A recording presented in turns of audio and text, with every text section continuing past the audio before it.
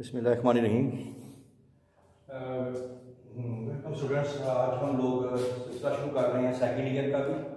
तो second year का chapter number 15 जो कि सेकेंड ईयर का चैप्टर नंबर 1 भी किया जाता है, इसका आज जो टाइटल है वो है होम्योस्टैसिस। होम्योस्टैसिस जैसे आपको मालूम है कि इस चैप्टर से लॉन्ग क्वेश्चन भी आता है, तो इम्पॉर्टेंट चैप्टर्स में से हुआ। तो होम्योस्टैसिस का सबसे पहले इंट्रोडक्शन देख लेते हैं। Homeostasis comes from two Greek words. One is homeo, homeo mean same, and stasis का मतलब होता है स्टैंडिंग स्टिल, यानी एक ही जगह पे लगातार खड़े रहने को, एक ही जगह पे मौजूद रहने को हम लोग अल्फाजी तौर पे, लफ्जी तौर पे इसको होम्योस्टैसिस बोलते हैं। अब ये होम्योस्टैसिस बायोलॉजिकल में इसको किस तरह डिफाइन करना है, सबसे पहले हम थोड़ा सा इसका इंट्रोडक्शन देख लेते हैं। अगर आपको मालूम हो कि दुनिया में हर एक जानदार है, जानदार जितने भी हैं दुनिया में वो एवोल्यूशन करते हुए आए। हर एक जानदार का अपना एक इंटरनल एनवायरनमेंट है। इंटरनल एनवायरनमेंट अगर इंसान को देखें, इंसान का जो टेम्परेचर है वो 37 है, दूसरे जानवरों का है वो थोड़ा सा ज़्यादा भी हो सकता है, कम भी हो सकता है। तो ड्यूरिंग एवोल्यूशन हर जानदार ने अपना एक अंदरूनी माहौल, इंटरनल एनवायरनमेंट जिसको हम लोग कहते हैं, वो बना लिया। और वो इंटरनल एनवायरनमेंट इस तरह का है कि वो सूट करता है किसके साथ, एक्सटर्नल एनवायरनमेंट के साथ। यानी एक्सटर्नल एनवायरनमेंट में अगर कुछ तब्दीलियां आती भी हैं तो जानदारों ने अपने अंदर कुछ ऐसी खासियत बना ली हैं जो कि अपने एनवायरनमेंट को वो मेंटेन रखते हैं किसी ना किसी फॉर्म के अंदर। इसी फिनोमेना को हम लोग होम्योस्टैसिस कहते हैं। अब मसला ये है कि इंटरनल एनवायरनमेंट जो है अगर वो मेंटेन रहता है, लेकिन जो एक्सटर्नल एनवायरनमेंट है, यानी जो बॉडी से बाहर जो एनवायरनमेंट है, वो जानदार के इख्तियार में नहीं होता। वो वहाँ बाहर वाले माहौल में बहुत गर्मी भी हो सकती है, बहुत सर्दी भी हो सकती है, लेकिन जैसे इंसान की एग्जांपल ले लें, आपका जो टेम्परेचर है वो क्या रहता है, वो मेंटेन रहता है। इसी फिनोमेना को ही हम लोग होम्योस्टैसिस कहते हैं। ये इसकी एक एग्जांपल है। तो एक्सटर्नल एनवायरनमेंट से जो जानदार है वो रेजिस्ट करता है ऑर्गेनिज्म, यानी उससे अपने आप के मुताबिक नहीं ढालता, यानी अपने आप को उसी जगह पे कायम दायम रखता है।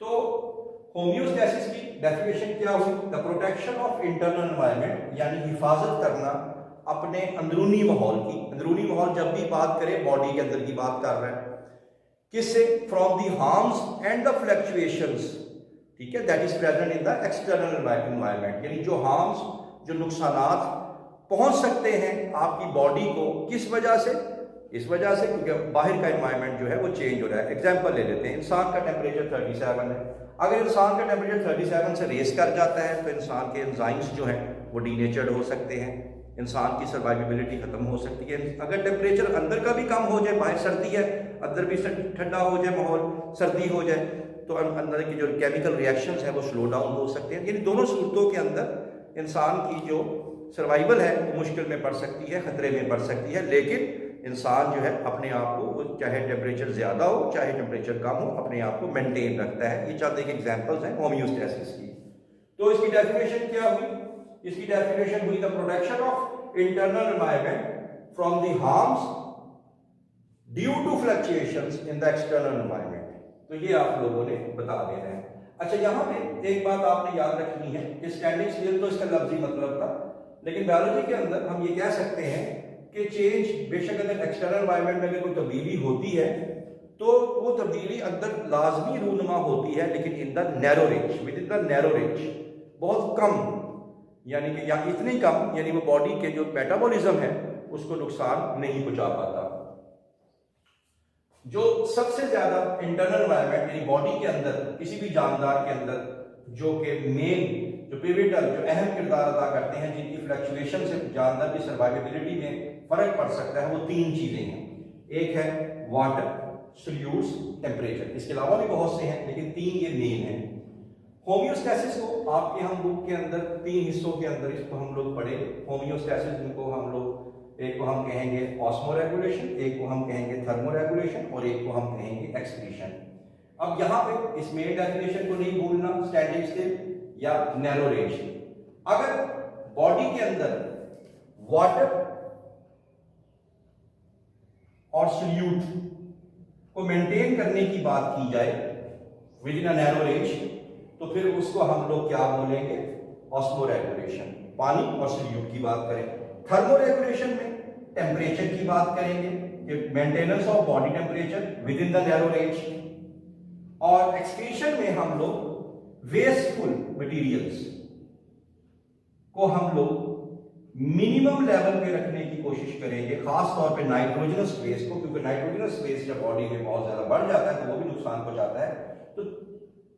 तो तीन चीजें इसके अंदर हम लोग डिस्कस करने जा रहे हैं, एक ऑस्मोरेगुलेशन, दूसरा है थर्मोरेगुलेशन और तीसरा है एक्सक्रीशन। अब ये कैसे काम करते हैं? हमारी बॉडी के अंदर मुख्तलिफ जानवरों हों, पौधे हों, जो भी चीजें हैं, उनके अंदर कंट्रोल सिस्टम्स होते हैं। ये जो कंट्रोल सिस्टम्स हैं ये काम करते हैं, तभी हम लोग होम्योस्टैसिस में आते हैं। तो इनके कंपोनेंट्स हैं कुछ, और कंट्रोल सिस्टम के पहले का नाम है कंपोनेंट्स में रिसेप्टर्स, दूसरे का नाम है कंट्रोल सेंटर और तीसरे का नाम है अफेक्टर्स। इसको अगर आपने समझना है तो आप लोग अपने घर में मौजूद अपने एयर कंडीशन की एग्जांपल ले सकते हैं। मिसाल के तौर पे एग्जांपल ले लेते हैं कि आप लोग कमरे में दाखिल हुए, कमरे का जो टेम्परेचर है वो है 35 डिग्री सेल्सियस, लेकिन आपने जो एसी है, जो एयर कंडीशन है, उसको 26 पे आपने सेट किया हुआ है, कभी 26 रहना चाहिए कमरे का टेम्परेचर। तो सबसे पहले क्या होगा कि सबसे पहले 35 डिग्री सेल्सियस जो है ये इसको कौन रिसीव करेगा? एसी में मौजूद रिसेप्टर्स। रिसेप्टर्स मीन रिसीव करने वाले। रिसेप्टर्स जो है फौरी तौर पे इंफॉर्मेशन पहुंचाएंगे कंट्रोल सेंटर्स को। अब कंट्रोल सेंटर्स दोनों का मुआवजा करेगा कि मेरी ड्यूटी क्या है।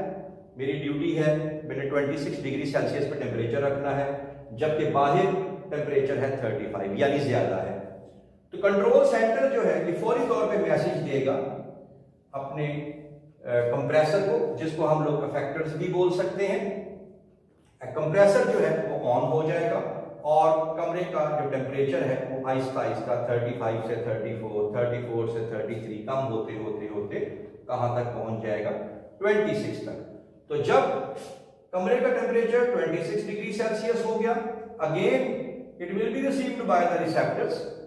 रिसेप्टर्स जो है मैसेज देगा अगेन किसको? कंट्रोल सेंटर को। और कंट्रोल सेंटर को जो ड्यूटी मिली हुई है 26 की है, लिहाजा ड्यूटी इसकी पूरी हो गई, लिहाजा ये फौरी तौर पे कंप्रेसर को यानी इफेक्टर्स को मैसेज देगा कि आप ऑफ हो जाओ, हमारा जो काम था वो हो चुका है।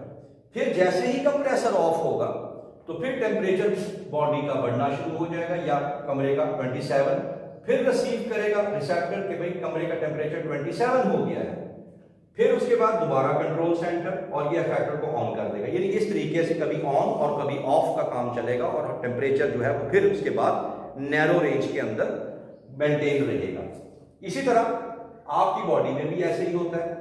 हमारी बॉडी के अंदर हमारा जो कंट्रोल सिस्टम है या कंट्रोल सेंटर है वो यहां पे उसका नाम होगा हाइपोथैलेमस। अब हाइपोथैलेमस जो है उसका जो टेम्परेचर मेंटेन करने की ड्यूटी है 37 डिग्री सेल्सियस।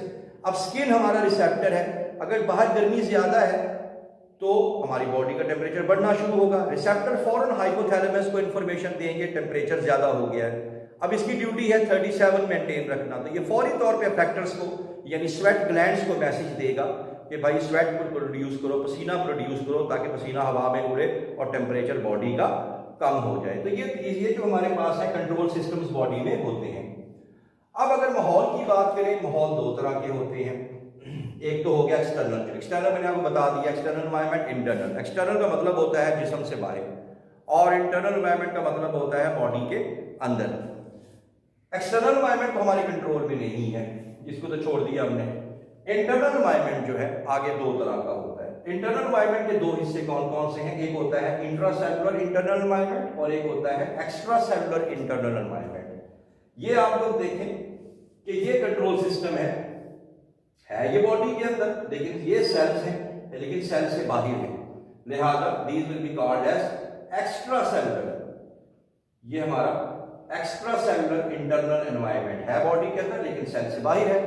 और यहां जो अंदर जो माहौल होगा सेल के अंदर, तो उसको हम लोग क्या बोलेंगे? Intracellular internal environment. दोबारा सुन ले, दो तरह के माहौल होते हैं, एक सेल से बाहर और एक सेल के अंदर, हैं दोनों बॉडी के अंदर, लिहाजा इंटरनल एनवायरनमेंट हो गया। एक सेल से बाहर है तो एक्स्ट्रा सेलुलर इंटरनल एनवायरनमेंट और एक होता है इंट्रा सेलुलर इंटरनल एनवायरनमेंट। अब इन दो जगहों पे हमारे पास कुदरत ने हमें कंट्रोल सिस्टम्स दिए हैं, जैसे मैंने अभी आपको बताया, मेंटेन करना वाटर सॉल्यूट्स, टेम्परेचर, एक्सक्रीशन। ये कंट्रोल सिस्टम्स जो हैं ये दो जगह पे ऑपरेट कर रहे होते हैं, एक एक्स्ट्रा सेलुलर इंटरनल एनवायरनमेंट पे और एक इंट्रा सेलुलर इंटरनल एनवायरनमेंट पे। अब अगर आप ये लाइन देखें, ये एक्सटर्नल एनवायरनमेंट है, ये हमारे कंट्रोल में नहीं है। इसकी रेंज बहुत ज्यादा हो सकती है, टेम्परेचर बहुत ज्यादा हो सकता है, पानी बहुत ज्यादा हो सकता है, किसी भी जानवर को देख रहे हैं आप लोग, या टेम्परेचर बहुत कम हो सकता है, पानी बहुत कम हो सकता है, ये हमारे कंट्रोल में नहीं है। लेकिन जो चीज हमारे कंट्रोल में है वो है हमारे कंट्रोल सिस्टम्स।